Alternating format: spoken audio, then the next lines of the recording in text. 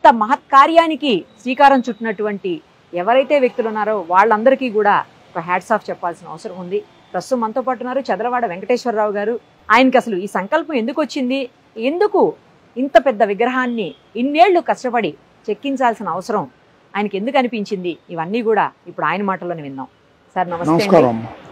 Sir first అసలు చూస్తుంటేనే ఇట్లా గూస్ బంప్స్ వస్తున్నాయి. విగ్రహాన్ని, ఇంత పెద్ద విగ్రహము, అది కూడా ఒకటే చెట్టు, ఒకే ఏక చెక్క మీద చెక్కారు అని చెప్తున్నారు. నిజంగా అసలు రెండు కళ్ళు సరిపోవట్లేదు చూడ్డానికి, చాలా బాగా అనిపిస్తుంది. మీకు అసలు ఎందుకు ఇలాంటి సంకల్పం వచ్చింది? ఈ సంకల్పం నాకంటే మా తమ్ముడు తిరుపతిరావు ఉన్నాడు, నాకంటే చిన్నవాడు. ఓకే. ఈ లాగ్ ఎందుకో కొన్నాం మేము, మా కంపెనీ తరఫున, అనురాధ టింబర్ ఇంటర్నేషనల్ తరఫున ఎందుకో కొన్నాం బర్మాలో. ఈ చెక్కని, ఈ టేకు చెక్కని. ఓకే. మొత్తం లాగు మొద్దు,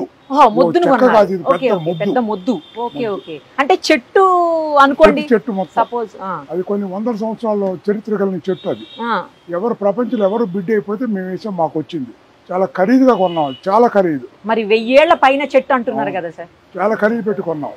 కొన్న తర్వాత ఏం చేద్దాం అనే దాని మీద చాలా సార్లు యాదాద్రి టెంపుల్ వాడదామని చెప్పి చాలా సార్లు ట్రై చేసాం. కానీ కటింగ్ కి ఎత్తుదామంటే కుదరట్లా. ఎన్నిసార్లు చేసినా ఏదో రకంగా అవంతరాలు వస్తున్నాయి.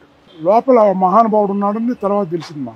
తర్వాత ఎప్పుడైతే అనంతపద స్వామిని మనం ఈ ముద్దులో చూద్దాం అనుకున్నామో, మా తమ్ముడు అనుకున్నాడు తిరుపతిరావు, మనం ఇట్లా వుడ్డుకు వాడొద్దు, మనం తలుపులకి దర్వాజాలకు వాడొద్దు, ఇది దానికి ప్రత్యేకమైన ఒక శిల్పంగా తయారు చేయాలనుకొని అనంత పద్మస్వామి విగ్రహాన్ని చెక్కిద్దాం అనుకున్నప్పుడు టకటక శిల్పులు దొరికారు, బర్మా నుంచి వచ్చారు.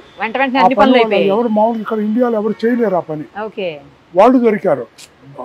ఎమ్మటెమ్మటెమ్మటెమ్మటి అన్ని కలిసి వచ్చినాయి, కుదిరి సంవత్సరం పట్టింది. అది ప్రతి చిన్న విషయాన్ని జాగ్రత్తగా చేశారు. చూడండి, గొలుసులు కానీ, చెవుల్లో వేసుకునే లోలాకులు కానీ, చిన్నవి కానీ, విగ్రహాలు కానీ, కిరీటాలు కానీ, బట్టలు కానీ, అందులో వేసుకున్న దండలు కానీ చూడండి ఎంత క్లియర్ గా చేశారు వాళ్ళు. వాళ్ళ వల్ల అయింది. ఆ లోపల ఉన్న ఆయన తయారు చేయించుకున్నాడు. అనంతపద్మ స్వామి విష్ణుమూర్తి కూర్చొని అటు చేయించుకున్నాడు. ఆయన బయటకు వచ్చాడు. అది మేము అందరూ చూపిస్తున్నాం. ఫస్ట్ మీరు మొద్దు కొన్నామన్నారు కదా, చెట్టు మొదలు కొన్నారు, అది ఎంత అయింది చెప్పండి? అది అమౌంట్ చెప్పలేమమ్మా, కోట్లలో ఉంది అప్పుడు కొన్నప్పుడే. అది మేము అది డాలర్స్ లో కొన్నాం, అక్కడ యూరోస్ లో డాలర్స్ లో కొన్నాం, రూపాయల్లో కాదు కదా. బర్మాలో ఉంటుంది. బర్మాలో ఉన్నది ఫారెస్ట్ ప్లస్ అగ్రికల్చర్, తక్కువ. బర్మా టేక్ అంటే చాలా ప్రత్యేకమైన, వరల్డ్ ఎక్కడా దొరకదు ఇట్లాంటి వుడ్. దేశాల్లో దానికి ఉన్న వుడ్ విల్ వేరు, అందువల్ల అది సరిపోయింది. మేము తెచ్చుకున్నాం. అది ఎందుకు వచ్చిందో వచ్చింది, అట్లా వచ్చింది, అట్లా కుదిరి మాకే వచ్చింది. అది ఆ స్వామివారు మా చేత బయటపడాలనుకున్నాడు. ఆయన బయటకు వచ్చాడు. మాకు పెద్ద మా సుకృతంగా ఉంది. వారు వచ్చిన దగ్గర నుంచి మాకు అన్ని కలిసిపోటుగా ఉన్నాయి, ప్రతి కలిసి వస్తుంది. మా పిల్లలు ఇళ్ళు కట్టుకుంటున్నారు, పెద్ద గొప్ప ఇళ్ళు కట్టుకుంటున్నారు. అందరం ఆరోగ్యం ఇచ్చి అందరం బాగున్నాం. మా తమ్ముడు కూడా అనారోగ్యాన్ని బట్టి మళ్ళీ కోలుకున్నాడు, చాలా బాగున్నాడు. ఆయన ఈ మూల పెట్టిన తర్వాత ఆయన కూడా బాగా రికవర్ అయ్యాడు.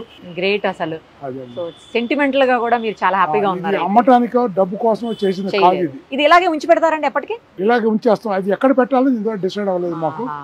ఎక్కడ దాని ఆయన స్థానం ఏదో ఆయనే చెప్పుకుంటాడు, మాకెందుకని అనుకుంటున్నాను. ఇంత పెద్ద మహా అద్భుతాన్ని ఆవిష్కరించడానికి కారణమైనటువంటి శరత్ గారు కూడా ప్రస్తుతం మనతో పాటు ఉన్నారు. ఒకసారి ఆయనతో కూడా మాట్లాడదాం. నమస్తే అండి శరత్ గారు. గ్రేట్ అండి, అసలు చాలా బాగా అనిపిస్తుంది. మంచి ఆలోచన వచ్చింది. ఎట్లా వచ్చింది ఈ థాట్ మీకు? ఫస్ట్ అది చెప్పండి. ఇది యాక్చువల్గా world's largest teak log. World's largest teak log second log నా దగ్గరే ఉంది. లాస్ట్ 20 years నుంచి ఇక్కడే ఉంది. దానికన్నా పెద్దది బర్మాలో ఆక్షన్కి వచ్చింది. వస్తే ఆక్షన్కి రావడానికి 2-3 years ముందు మేము ఐడెంటిఫై చేసాం ఇటువంటి లాగ్ ఒకటి ఉందని. ఐడెంటిఫై చేసినాక మా టీంని పెట్టి నేను అది ఆక్షన్కి వచ్చే వరకు పానీకుండా ఫాలో చేసి గవర్నమెంట్ ఇంటర్నేషనల్ ఆక్షన్లోకి రాగానే ఆక్షన్కి వస్తాయి. ఆక్షన్ వెరీ రేర్, అంటే లాస్ట్ 50 సంవత్సరాల్లో ఇంత సైజు ఎప్పుడు రాలా. ఒక్కసారి అది వచ్చింది. రాగానే నేను 40 దేశాలతో పోటీ పడి హైయెస్ట్ రేటుకి నేను కొన్నాను. మా కంపెనీ తరఫున మేము బిడ్ చేసి కొన్నాం. కొన్నాక ఒక అమెరికన్ కంపెనీకి యాక్చువల్గా దీంతో పాటు ఇంకా పెద్ద సైజులు అన్నీ కలిపి మేము సేల్ చేసాం. కరోనా వచ్చింది. కరోనా టైంలో వాళ్ళు నాకు ఇన్స్పెక్షన్కి రావడానికి లేట్ అవుతుంది, మీకు కావాల్సిన లాగ్స్ మీకు ఏమైనా అర్జెంట్ అయితే తీసుకోండి అన్నారు. అంటే నేను ఇమ్మీడియట్గా ఇది వెనక్కి తీసుకొని దాన్ని నాకు ఒక్కటే ఆలోచన మెయిన్, దీన్ని కట్ చేసేసి చిన్న పీసులు చేసేస్తే కిటికీలు డోర్లు లేకపోతే ఇంకేదో అమెరికాకు ఎక్కడికో వెళ్ళిపోతాయి. ఈ లాగ్ ని ఇందే షేప్ లో ఎలా రిటైన్ చేయాలి అనే ఆలోచన మెయిన్ గా. ఆ లాగ్ ని అలాగే తేటాన్ని బర్మా ఒప్పుకోదు, వాళ్ళు పర్మిషన్ ఇవ్వరు. అయితే ఏదన్నా ఫామ్ లో అదే రిటైన్ చేస్తూ ఫ్యూచర్ జనరేషన్ ఎలా చూడాలి అనే ఆలోచనని హోల్డ్ చేయాలి అనే థాట్ ప్రాసెస్ ని డెవలప్ చేసి ఈయన ఒక బొమ్మగా చేస్తే బాగుంటుంది అని ఆలోచన వచ్చింది. దాన్ని ఏం చేసామంటే ఫర్దర్ గా డెవలప్ చేసి ఒక ఆర్టిస్ట్ గిరిధర్ గౌడ్ అని ఆయన ఐడెంటిఫై చేసి దాన్ని స్కెచ్లు గీపించి బర్మా గవర్నమెంట్కి అప్లై చేసాం పర్మిషన్. 1.5 year పట్టింది, వాళ్ళ పార్లమెంట్ వరకు వెళ్ళి పర్మిషన్ ఇచ్చారు. ఎవరు ఇప్పుడు వరకు అటువంటిది అడగలేదు పర్మిషన్. పర్మిషన్ ఎవరు అడగలా, వాళ్ళ దేశంలో అలాంటి పర్మిషన్ ఎట్లా ఇయ్యాలో తెలీదు. తెలియపోతే మనం అప్లై చేసాము, చేసిన దాన్ని బట్టి ఇటువంటి లాగ్ని ఇలా చెక్కుతామని స్కెచ్లు అన్ని చూపించి వాళ్ళకి ఎక్స్ప్లెయిన్ చేసి స్టేజ్ వైజ్ మన ఇండియా లాగే కింద నుంచి పై దాకా పార్లమెంట్ దాకా వెళ్ళింది. మరి ఆ దేవుడు స్పీడ్ గా చేయించాడేమో 1.5 year పర్మిషన్ వచ్చింది. రావాలని లేదు కదండి, అప్లై చేసిన వచ్చింది. పర్మిషన్ వచ్చాక ఇక్కడి నుంచి మళ్ళీ వాళ్ళ దేశంలో మిలిటరీ గవర్నమెంట్ వచ్చింది, ఆంగ్ సాన్ సూకీ పడిపోయింది. అప్పుడు ఇక్కడి నుంచి ప్రయాణం మూసేశారు, ఎవరు వెళ్ళటానికి వీల్లేదు. ఒరిజినల్గా మహాబలిపురం కార్వర్ని దీనికి ఐడెంటిఫై చేసాం సెలెక్ట్ చేయడానికి, వాళ్ళు వెళ్ళే పరిస్థితి లేదు. పర్మిషన్ వచ్చింది, నాకు ఆగలేను. అప్పుడు బర్మాలో చిన్న చిన్న బొమ్మలు చెక్కే ఒక టీంని ఐడెంటిఫై చేశాను. వాళ్ళకి నేను రిస్క్ చేసి ఇది అప్పచెప్పాను. అప్పచెప్తే వాళ్ళు చెక్కటం మొదలు పెట్టారు. ఫస్ట్ ఈ స్కల్ప్చర్ చేశారు ఇక్కడ నుంచి ఇక్కడ వరకు అమ్మవారిని చేశాక నాకు అప్పటికి ప్రయాణం చేయడానికి అవకాశం వచ్చింది. నేను వెళ్ళాను, చూసి అద్భుతంగా ఉంది, ఇంకా భయం లేదని మిగతా వర్క్ కూడా ఆదిశేషు ఇవన్నీ పెంచాం. అంతవరకు చేసి పర్మిషన్ సరిపాను వచ్చింది. దాన్ని పెద్ద ఈ స్టీల్ ఫ్రేమ్ తో తయారు చేసి కంటైనర్ లో లోడ్ చేసి షిప్ చేసి తెచ్చాం. వచ్చాక మళ్ళీ ఇవన్నీ ఇక్కడ టీమును పెట్టి ఈ దేవతల్ని బ్రహ్మదేవుడు ఇదంతా ఇక్కడికి వచ్చాక ఈ జ్యువెలరీ అంతా ఇక్కడ హైదరాబాద్ లో జరిగింది. ఇక్కడ ఒక 1 year చెక్కాం. మొత్తం 6 years ప్రాసెస్.